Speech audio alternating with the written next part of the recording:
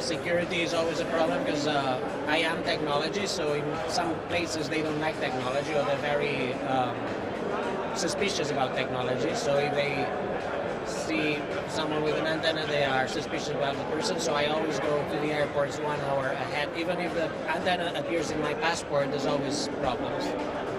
And it's normal. I mean, it's something that it should be at least. I think it should become normal in the future, but it's still now we are in transition.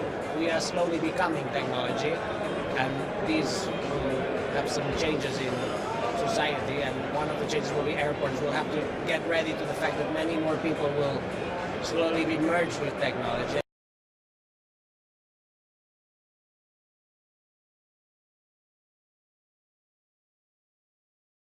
Well, there's different types of cyborgs. There are people that contact the Cyborg Foundation who have no implants, no not merged biologically with cybernetics, but they identify as cyborgs. So being a cyborg is an identity. So you could identify yourself as a cyborg without having any cybernetics in your body. I mean, it's a way of, in the same way that you could identify as a man or as a woman regardless of the body you have. You could identify as a cyborg regardless of the body you have. Being a cyborg can be a psychological union with cybernetics. It could be a sense of identity. And many people who identify as cyborgs but don't have technology in their body want to become biological cyborgs. So there's a wide range of different types of cyborgs, and the Cyborg Foundation is basically a platform that unites people that feel the same, or also people that want to start projects in order to create new senses or new sensory organs.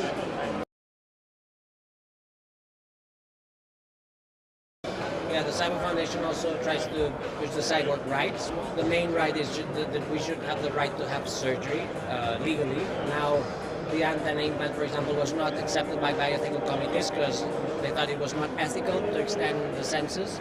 They thought it was not ethical to add a new body part.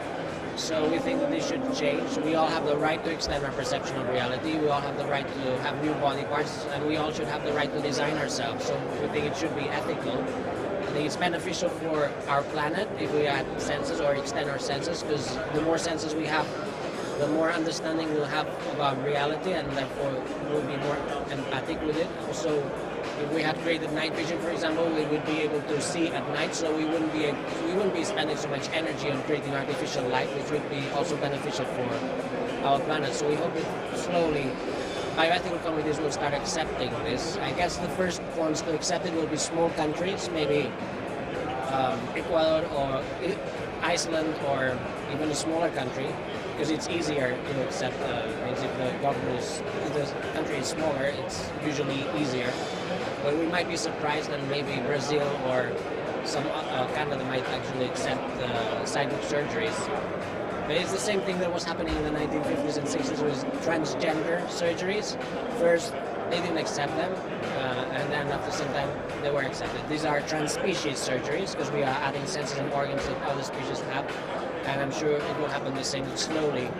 More and more bioethical committees will start accepting them as ethical.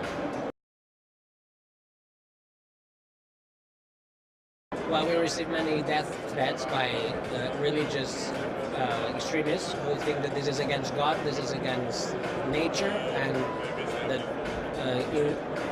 inciting people to design themselves is against the will of God, so we should be killed, basically, and that's the extreme. But then there's other religions, like the Tibetans, who have invited us to speak in their conferences.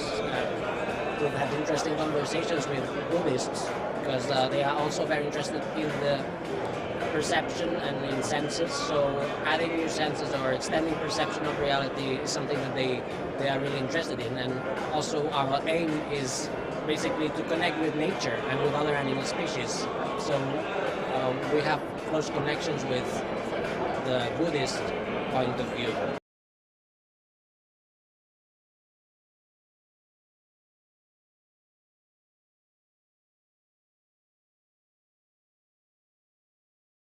Only by having a body part that I share with other species, like an antenna, makes me feel connected with insects and other species that have antennas. Also, sensing infrared and ultraviolet makes me feel connected with other species. If I see my cat staring at a wall and there's infrared on that wall, I know that my cat is actually staring at the infrared, not at the wall. So this allows me to connect with the perception of my cat in a way that I didn't before. Or if I see many bees going to a specific flower and there's a high level of ultraviolet on that flower, I understand why they're going there. So I can connect or relate to other species in a way that I didn't before.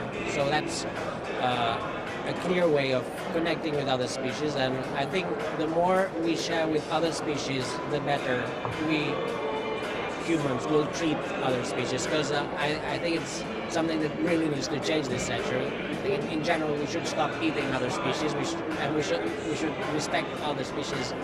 And try to learn from them. And a way of learning from them is by trying to add senses that they have as well.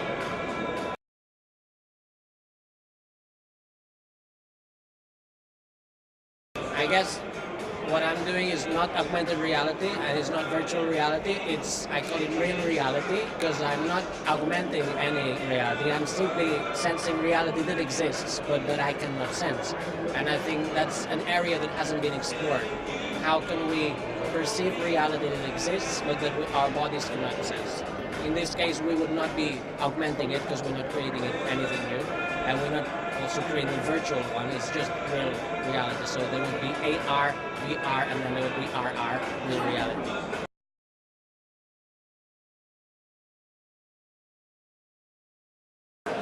Yeah, Moon Rivas has an implant in her body that allows her to feel the seismic activity of the world. So she has the seismic sense. Whenever there's an earthquake in the world, her body vibrates. So this connects her to the seismic activity of Earth and also the one in the moon. So she's now also testing a new implant that allows her to feel the moon quakes. So she's also a senstronaut. By sending her senses to space, she feels things far away from us.